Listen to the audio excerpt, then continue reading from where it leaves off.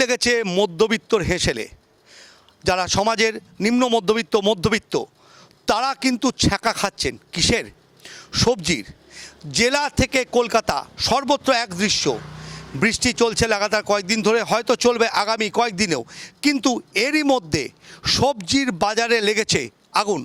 মাত্র কয়েকদিনের ব্যবধানে পরপর দুবার বন্যা পরিস্থিতির সৃষ্টি, আর এর প্রভাব পড়েছে পূর্ব বর্ধমান জেলাতেও। পূর্ব বর্ধমানের পূর্বস্থলী ব্লকের বিস্তীর্ণ এলাকায় সবজি চাষ হয়, কিন্তু চাষিদের কথায় বৃষ্টিপাতের জেরে বেশিরভাগ সবজি নষ্ট হয়ে গিয়েছে।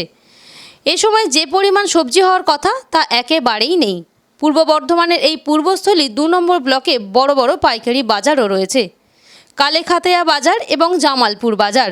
পূর্বস্থলীর বেশিরভাগ চাষি মূলত এই বাজারে তাদের উৎপাদিত সবজি নিয়ে এসে বিক্রি করেন, আর সেখান থেকেই সবজি বড় বড় লরি করে পৌঁছে যায় ভিন রাজ্যে।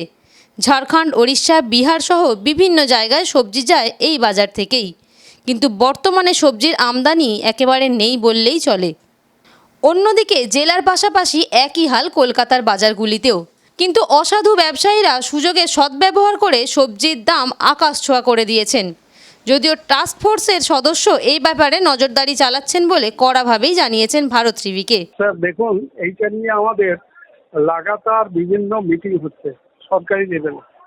গত সোমবারেও চিফ সেক্রেটারির সাথে আমাদের একটা মিটিং হয়েছে।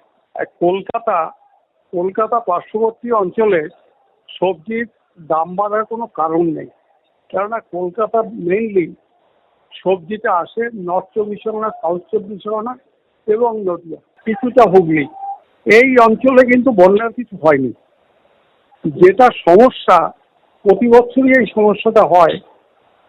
এই প্রতি বছর হয় মানে এই টাইমটায় অফ সিজন।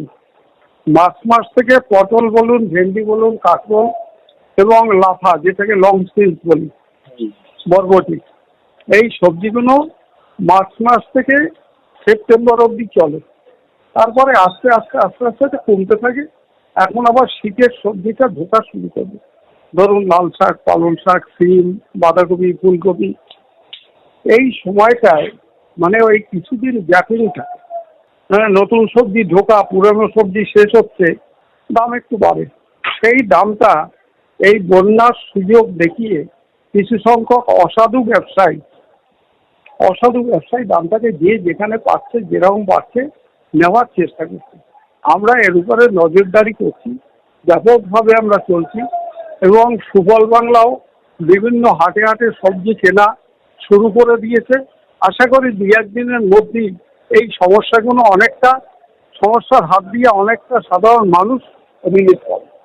কিন্তু কমলবাবু, এখানে একটা বেসিক প্রশ্ন যেটা আমাদের জিজ্ঞাস্য, এটা যেমন বললেন আপনি, বুঝলেন যে বেশ কিছু অসাধু ব্যবসায়ী, সবাই নয়, এর সঙ্গে যুক্ত, কিন্তু এটা যখন একটা লং টার্ম ধরে চলে, সেক্ষেত্রে আপনারা যারা টাস্ক ফোর্সের সদস্য বা জেলায় আপনাদেরও টিম আছে, মাননীয় মুখ্যমন্ত্রী তিনি বারংবার বার্তা দেন নবান্ন থেকে শীর্ষ কর্তায়, যেমন বললেন আপনি যে মুখ্য সচিবের সাথে আপনার কথাবার্তা হয়েছে, আপনাদের কথা হয়েছে, কিন্তু এইটাকে একদম খতম করার কোনো বিষয় বা কোনো প্রোটোকল বা কোনো আইন সেরকম কি আপনারা কঠোর কিছু আনছেন? শুনুন, আমার ভারতবর্ষে তো এরকম কোনো আইন নেই।